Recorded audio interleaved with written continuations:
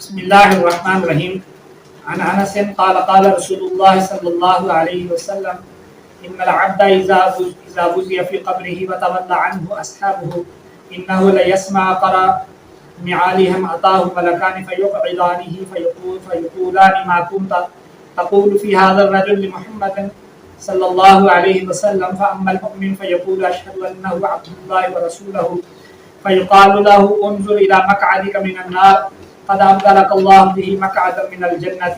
فيراهما جميعا. وأما المنافق والكافر فيقال له ما كنت تقول في هذا الرجل فيقول لا أدري كنت أقول ما يقول الناس فيقال له ما دريت ولا تليت ويضرب بمطارق من حديد زرارة فيصيحه صيحة يسمعها من يمينه غير الثقلين. رواه البخاری و مسلم. حضرت انس رضی اللہ تعالیٰ عنہ سے روایت ہے کہ رسول اللہ صلی اللہ علیہ وسلم نے فرمایا کہ بندہ جب اپنی قبر میں رکھ دیا جاتا ہے اور اس کے ساتھ جو آئے ہوتے ہیں جنازے والے وہ واپس چلے جاتے ہیں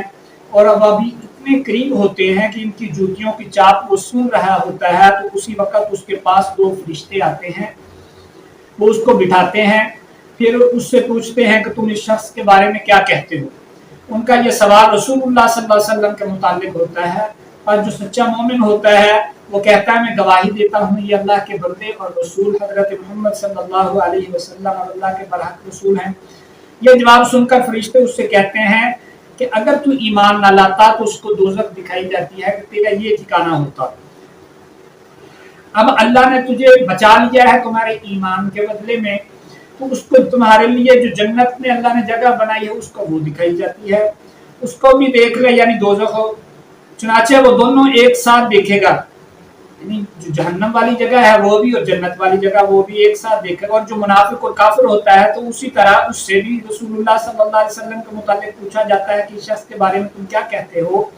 پر وہ منافق اور کافر کہتا ہے کہ میں ان کے بارے میں خود تو کچھ نہیں جانتا، دوسرے لوگ جو کہا کرتے تھے میں بھی وہی کہا کرتا تھا۔ اس کے اس جواب پر اس کو کہا جائے گا کہ تو نے نہ تو خود جانا اور جان کر ایمان لے آتا، نہ جاننے والوں سے پوچھا، یعنی جو ایمان لے آئے تھے ان سے بھی آپ ان کی بھی پیروی نہیں کی، پھر لوہے کے گرزوں سے اس کو مارا جائے گا جس سے وہ اس طرح چیخے گا کہ جن و انس کے علاوہ اس کے آس پاس کی ہر چیز اس کا چیخنا سنیں گی۔ اس میں دو لفظ ہیں ما دریتا ولا تلیتا، اس کا ایک ترجمہ محدثین نے یہ بھی کیا ہے تشریح میں کہ ما دریتا ولا تلیتا کا معنی مطلب یہ ہے کہ جب میں نہ تو میں خود مجتہد تھا کہ دین سمجھ لیتا اور نہ ہی میں نے کسی سمجھنے والے سے یعنی مجتہد سے یعنی نہ میں نے تقلید کی نہ میں مجتہد تھا، تو اس پر اس کو مارا جائے گا۔ تو یہ عالم برزخ اصل میں پہلی اس کو سمجھنے اس حدیث شریف کو سمجھنے سے پہلے تشریح سے پہلے دو تین چیزیں ذہن میں رکھنی چاہیے کہ اللہ نے انسان کو جو پیدا فرمایا تو اس کے تین جہان ہیں۔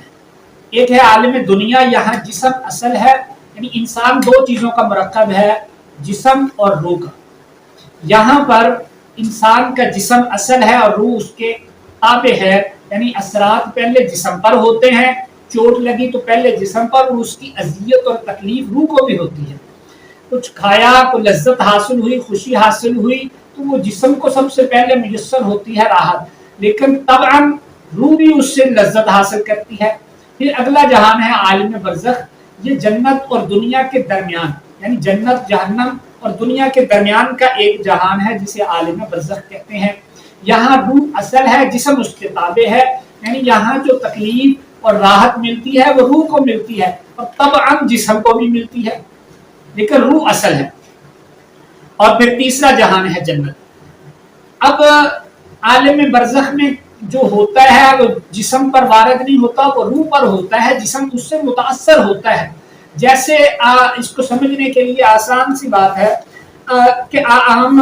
جب آدمی سوتا ہے تو خواب نبی پاک صلی اللہ علیہ وسلم نے نوم کو موت فرمایا ہے، یہ موت کی ایک قسم ہے۔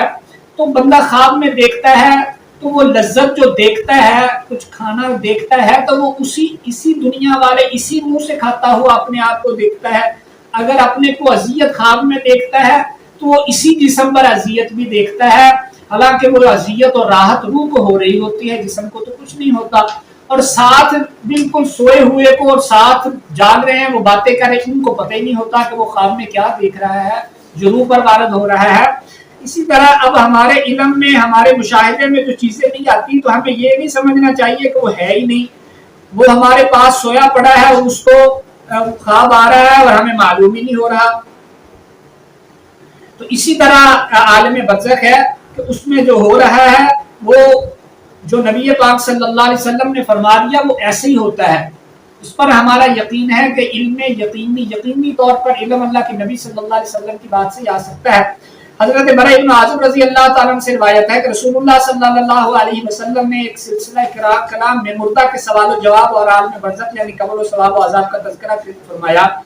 तो आपने फरमाया अल्लाह का मोमिन बंदा जब इस दुनिया से मुंतकिल होकर आलम बरज़ख में पहुंचता है, यानी कब्र में दफन कर दिया जाता है, तो उसके पास अल्लाह के दो फरिश्ते आते हैं, वो उसको बिठाते हैं, फिर उससे पूछते हैं कि तेरा रब कौन है, वो कहता है मेरा रब अल्लाह है। फिर पूछते हैं तेरा दीन क्या है, वो कहता है मेरा दीन इस्लाम है, दीन इस्लाम। फिर उससे पूछा जाता है मा तक़ूलु हाज़ा रजुल, नबी पाक सल्लल्लाहु अलैहि वसल्लम के मुतालिक वो कहते हैं ये मेरे नबी हैं, यानी हज़रत मोहम्मद सल्लल्लाहु अलैहि वसल्लम, ये अल्लाह के सच्चे नबी, फरिश्ते अल्लाह के सच्चे रसूल हैं। तो फरिश्ते कहते हैं तुम्हें ये बात किसने बतलाई कि ये अल्लाह के रसूल हैं, तुम्हें कैसे इल्म हुआ? तो वो कहता है कि मैंने अल्लाह की किताब पढ़ी, उसने मुझे बतलाया कि ये अल्लाह के रसूल है, तो मैं ईमान लाया और मैंने इनकी तस्दीक की, यानी रसूलुल्लाह सल्लल्लाहु अलैहि वसल्लम की। मोमिन बंदा का यही जवाब है जिसके मुताल्लिक़ कुरान मजीद में अल्लाह फरमाते हैं युसब्बितुल्लाहु अल्लज़ीना आमनु बिल क़ौलि साबित फ़िल हयातिद दुनिया व फ़िल आखिरह। अल्लाह ताला ईमान वालों में सच्ची पक्की यानी सही अकीदा, सही जवाब की बरकत से साबित कदम रखेगा दुनिया में और आखिरत में, यानी वो गुमराही से और उसके नतीजे में आने वाले अजाब से महफूज रखे जाएंगे। इसके बाद रसूलुल्लाह सल्लल्लाहु अलैहि वसल्लम ने फरमाया मोमिन बंदा फरिश्तों के मज़कूरा बाला सवालात के जब इस तरह ठीक ठीक जवाब दे देता है,